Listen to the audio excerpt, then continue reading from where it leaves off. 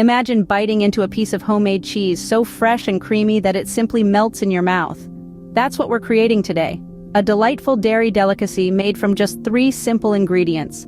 This homemade cheese is not only delicious but also incredibly satisfying to make.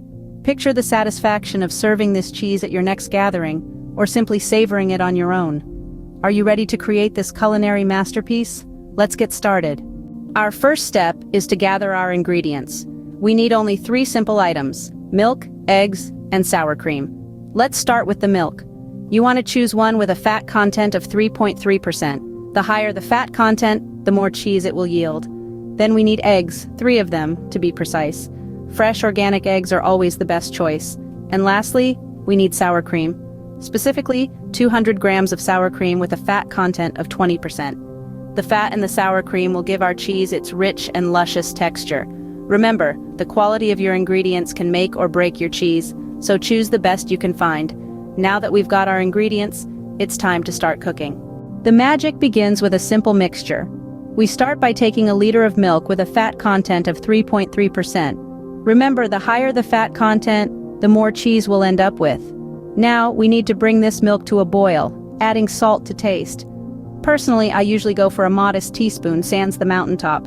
Make sure you stir the milk occasionally to prevent it from burning. While our milk is working its way to a boil, let's get our other ingredients ready. In a separate bowl, combine 3 eggs and 200 grams of sour cream with a fat content of 20%. We want to mix these until they're smooth and seamlessly blended. Now, if you're back at the stove and your milk is boiling, it's time to introduce our egg and sour cream mixture to the party. Pour it in slowly, stirring constantly. This is the part where the magic really starts to happen. You'll notice the mixture begin to curdle, transforming right before your eyes. We'll let this blend simmer over medium heat for about 5 to 7 minutes. The curdling will continue, and you'll see larger flakes starting to form. Stir gently, but keep it consistent. After another 3 to 5 minutes, the mass will start to resemble cheese and whey will separate. At this point, allow it to boil for another minute. Then strain the cheese mass through a colander lined with 2 layers of cheesecloth. Don't discard the whey, it makes for some delicious pancakes. Once our mixture is well combined, we're ready for the next step. We've brought together simple, everyday ingredients and started the transformation into a mouth-watering homemade cheese. This is the beauty of cooking, turning simple elements into something extraordinary. Let's move on to the next phase of our cheese-making journey. Now comes the exciting part, cooking our cheese. Once we've added our smooth mixture of eggs and sour cream to the boiling milk, we need to reduce the heat to medium. This is where our transformation from humble ingredients to cheese really begins. As we stir this mixture, we'll need to be patient.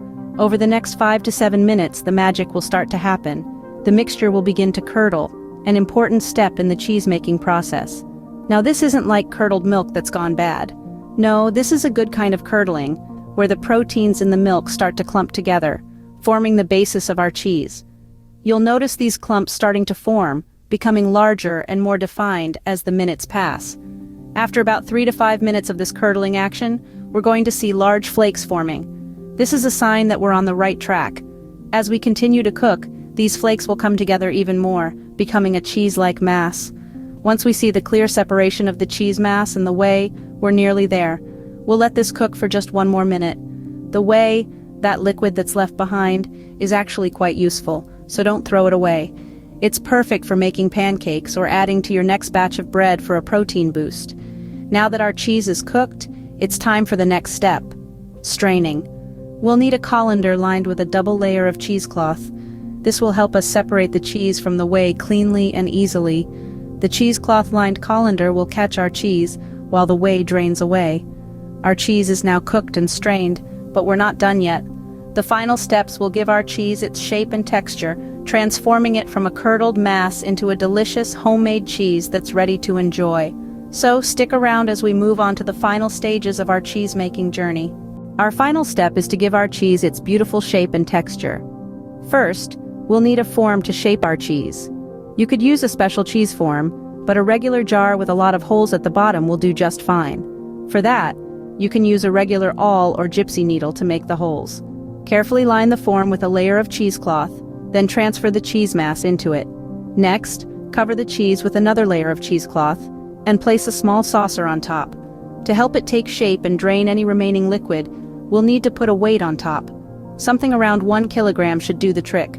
A canned good or a heavy jar could work perfectly for this. Now, the hardest part, waiting. It's essential to let the cheese cool to room temperature before you try it. I know it's tempting, but trust me, it's worth the wait.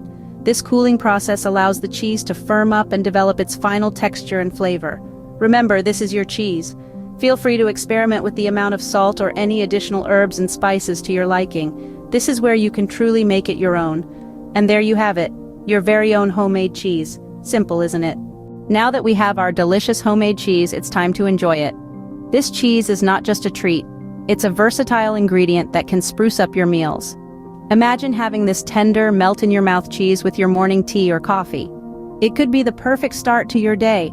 And the best part is, this is your creation, so feel free to make it your own. Adjust the salt content to suit your palate.